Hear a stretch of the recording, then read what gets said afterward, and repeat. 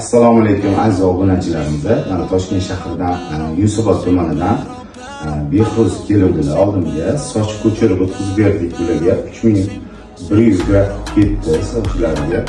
Xudo xolasa 8 oyda unga chapga bemalol taraydigan holatga keladi. Behruz operatsiya jarayonlari qanaqa o'tdi? Yaxshi o'tdimi? Og'irlik bo'lmadimi? Operatsiya jarayonlarida hech qanaqa muammo bo'lmadi. Yaxshimi? Hammasi yaxshi. Komanda yaxshi ekan, Xursandman. Akamiz Nizomiddin akam oldindan kuzatib borardim. Telegramlarda o'zi anaqa istoriyalarini ko'rib, qanchalar qiziqib o'ziga qilgan ishlarini, effektlarini ko'rib olganman. O'zim o'sha qiziqib, ishonib keldim. Mana bugun xudo xolasa bugunga nasib qilgan ekan, bugun keldim. Mana xudo xolasa effektni sekin ko'ramiz. Sekin-sekin bir haftalik holatini ham ko'rsatib boramiz. Assalomu alaykum aziz obunachilarimiz. Mana Toshkent shahar Yunusobod tumanidan Behruzjon keluvdilar oldimga. Bularga 15 kun avval soch ko'chirib o'tkazdi u.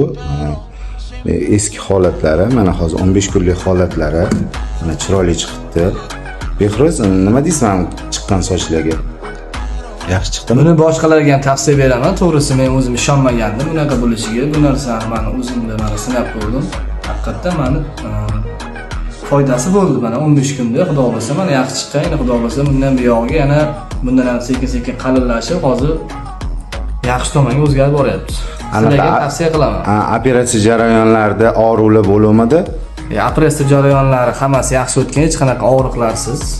Hammasi zo'r ko'ngildagidek o'tadi. Anaqa hech qanaqa qo'rqadigan, anaqa tortinadigan, qiladigan joyi yo'q. Xudo xolasa Behruz, bu sochlar 20 kun, 25 kungacha o'sib boradi. Birinchi etapi bu hammasi sinib to'kilib ketadi. Ikkinchi etapi 3-oydan boshlab yangi tolalar chiqishni boshlaydi. U sekin-sekin qalinlashib, kimdadir 8 oyda to'liq yopiladi, kimdadir 1 yilda to'liq yopiladi. Xudo xolasa 10 ga chapga bemalol taralagan holatiga keladi.